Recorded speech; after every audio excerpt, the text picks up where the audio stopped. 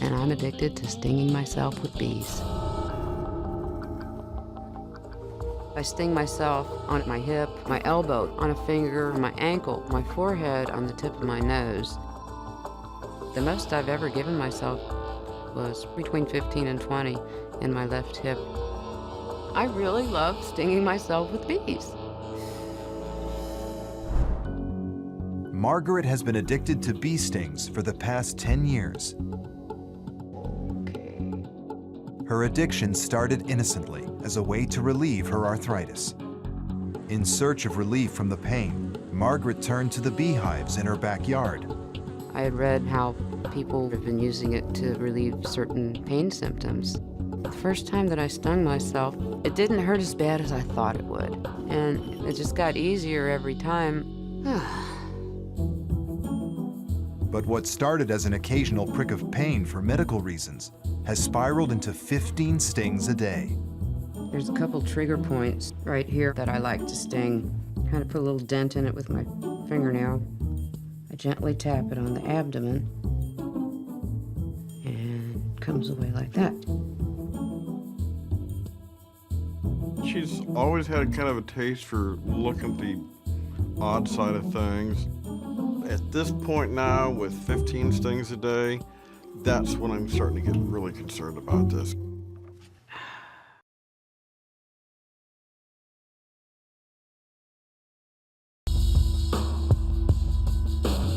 My name is Michelle. I am 29 years old. I am a tattoo artist, and I am addicted to drinking animal blood. Blood is as important as water to me. I like to drink blood when I'm reading, when I'm relaxing, when I'm watching TV, when I'm painting. It's never a bad time for me to drink blood. Michelle has been addicted to drinking animal blood for the past 10 years. She needs 7 liters a week to satisfy her cravings and can't start her day without a sip. I wake up in the morning, I pour it into my coffee cup. I drink it. I get energized. I like to cook with blood. I like to make it in soup. I like to cook it with stir fry. When I make Bloody Marys, I use vodka, hot sauce, and then I add the final touch, the blood. When Michelle initially told me that she drank blood, obviously I was shocked. It took a while to set in and absorb.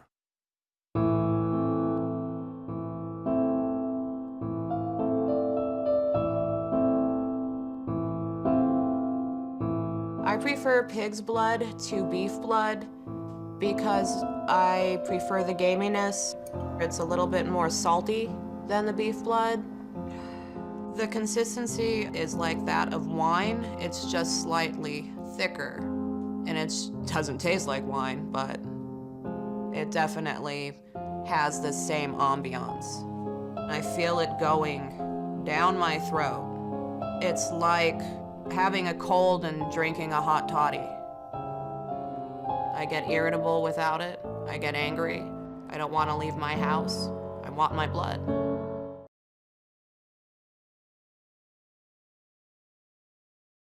My name is Audrey. I'm 27 years old. I live in Los Angeles, California, and I am addicted to my stuffed lamb. Yay! Shutter, clink, whoosh went the plane. Do you want more? For the last 5 years, Audrey has been addicted to her stuffed lamb. Since receiving the plush toy as a gift, the two have been constant companions. The lamb is my best friend. I take it with me everywhere I go. He is really just carefree and adventurous and awesome. The lamb loves to be outdoors. It really likes the sunshine. I really enjoy being able to spend time with him this way. Audrey's relationship with the lamb is strange. She's in her 20s and she's got a stuffed animal that she wants to take around. Like most children, Audrey loved to play with stuffed animals when she was young. But it wasn't until she met the lamb that she felt an inseparable bond. The lamb just sort of spoke something to me that no other stuffed animal ever has before. I think the lamb and I share a spiritual connection. When I am looking into the lamb's eyes, I feel a sense of comfort and peace. I can just feel all the stress floating up and away.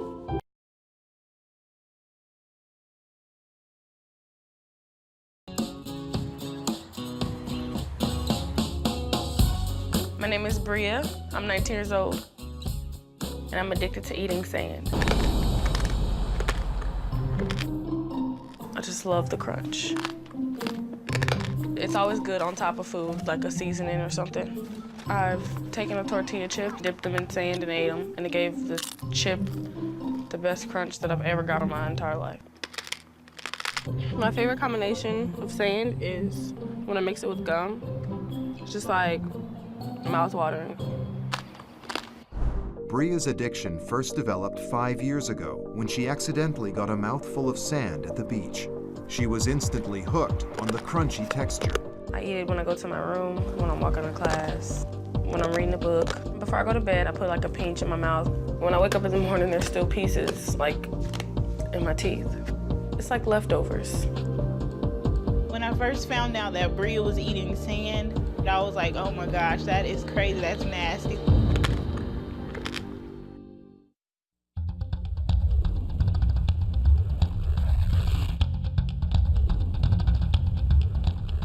When I'm craving sand, I lick my finger and then dip it inside of the sand and put it on the back of my teeth and just chew it.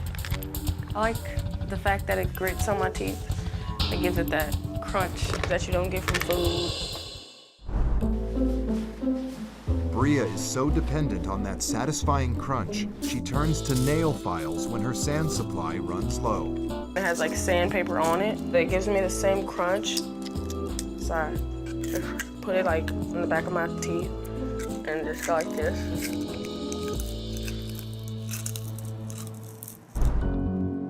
But Bria's cravings can't be satisfied with just any sand.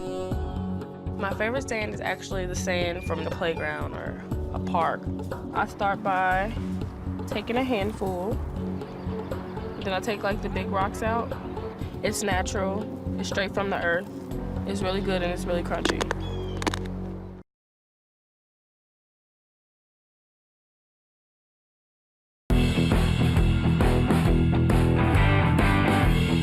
My name is Lisa. I'm 43 years old.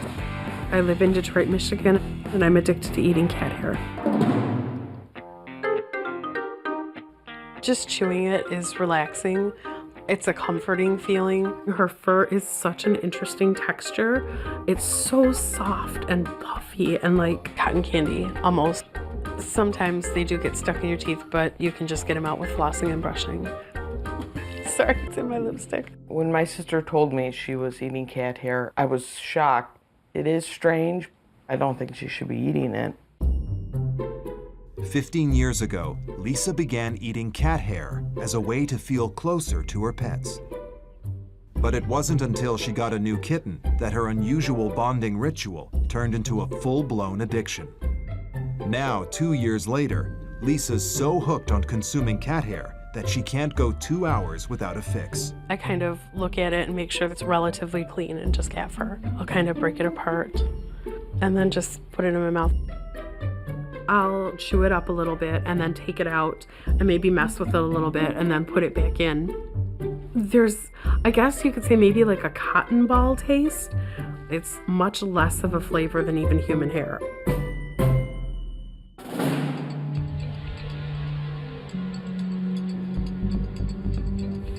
I find the cat hair that I eat all over the apartment, on the floor or on the back of the couch or on the perch, but the best ones are right off the cat. But eating cat hair isn't the only way Lisa feeds her addiction. I groom my cat with my tongue like a mama cat would do to her kitten. Are you my good girl? She'll just like spread out on my arms. I'll just clean like her shoulders and her ears and the back of her head and stuff and her face.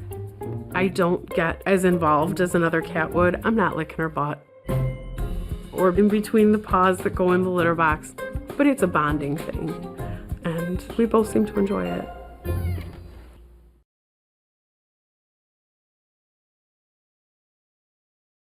43, mom of 2 beautiful children, and I'm addicted to drinking paint. As it's going down your throat, it feels very nice and warm, almost like a thicker version of warm milk, but obviously it's got that very strong chemical taste to it, which is perfect to me.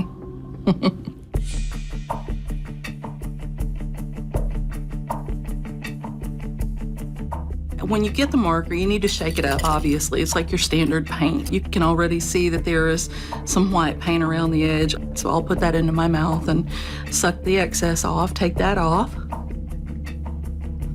And now you have what I drink.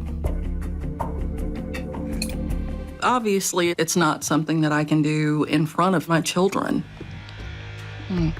My children have seen it on my teeth or on my mouth or smelled it on my breath, but no one knows that I drink paint.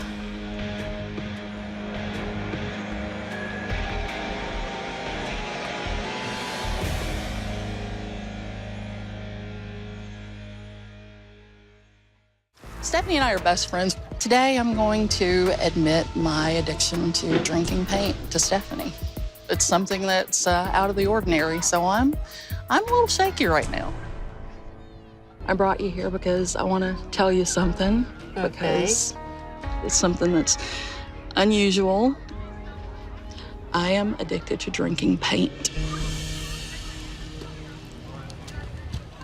Paint? Out of paint markers, yeah. Wow. Been doing it for about 2.5 years. Really? Mm-hmm. So how much are you drinking a day, an hour, a week? A marker a day, sometimes more. Really? Mm-hmm. Have you thought of what this is going to do to your children? What you have done to your body? I have. And that's another reason, the main reason, actually. My kids are the main reason for doing this. I'm always here, no matter what. I know. Thank you. Thank you. I don't, not at all. Not at all. What kind of friend would I be if I thought bad of you? I know. So I got your lab results back, and your kidney function is a little bit abnormal. The paint in the lungs can cause pulmonary hemorrhage and can cause death. Well, I'm ready. I'm ready to do this because I will quit. I will. I have to.